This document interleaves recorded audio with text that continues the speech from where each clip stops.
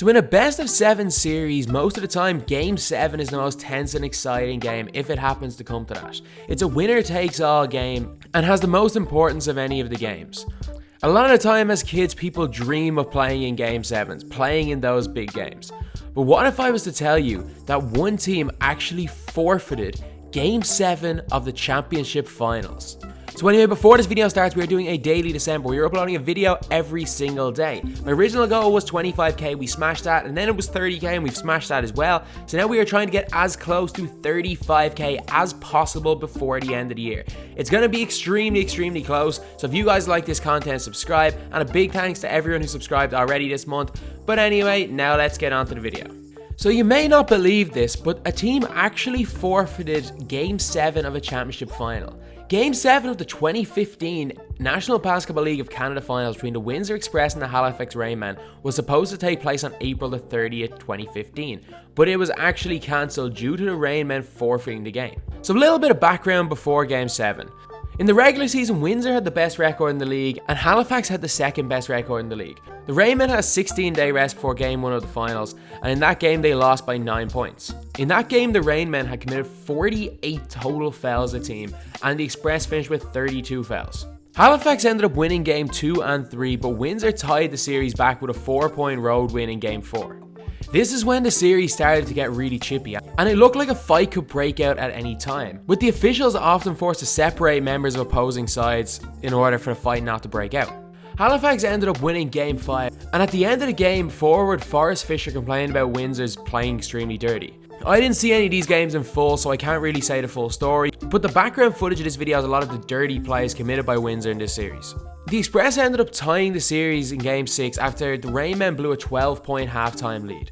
And at the end of the game, the Rainmen coach expressed his unhappiness with the calls made by the referees against his team, and he said that rather than complaining to the league, he would send the film to FIBA. So on the day of Game 7, both teams were scheduled to have a shoot-around. The Express were scheduled to have the first shoot-around at 1 PM, and then the Rainmen after that.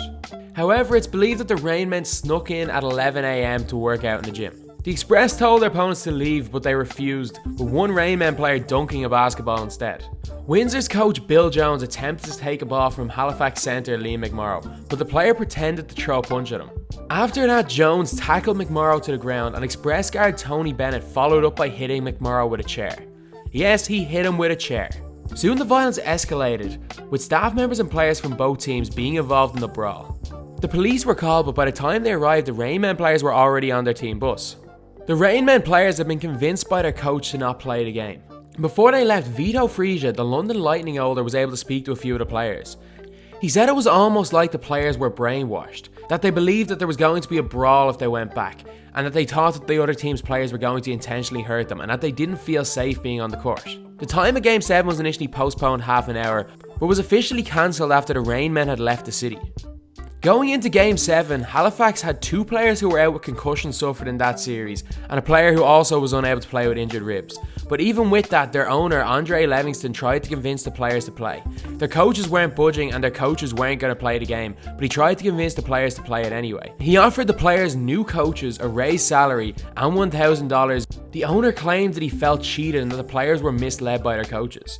He took full responsibility for leading them into the centre early for the shoot-around, but he believes the 2 teams could have negotiated to avoid conflict. After this incident, Halifax were fined a total of $90,000, with their coach and assistant coach being banned for life from the league. The players on the team were all suspended indefinitely, but were allowed to apply to be reinstated into the league. There's an awful lot more to this story, but to go over everything would be a 20-minute long video. So I'm going to leave a link to the Wikipedia page about this brawl in the description, and you can read that if you want a more in-depth view on the brawl. But yeah, it's crazy. A team actually forfeited a Game 7. But judging by the amount of hard hits that team took, are you really that surprised they didn't feel safe out in the court? Do you think that it was the team's fault for forfeiting the game, or do you think it was the league's fault or the referee's fault for letting what happened in the series happen? And what would you have done in that situation if you were a player or if you were a coach? Leave it in the comments. I'd love to hear different opinions on this topic because it's something that's definitely debatable. It was clear during the series that Halifax were taking cheap shot after cheap shot. And who knows, maybe not playing that Game 7 was best for the safety of their players, but we'll never know because it didn't happen. So anyway, that's the video. Thanks for watching. Please like, comment, and subscribe.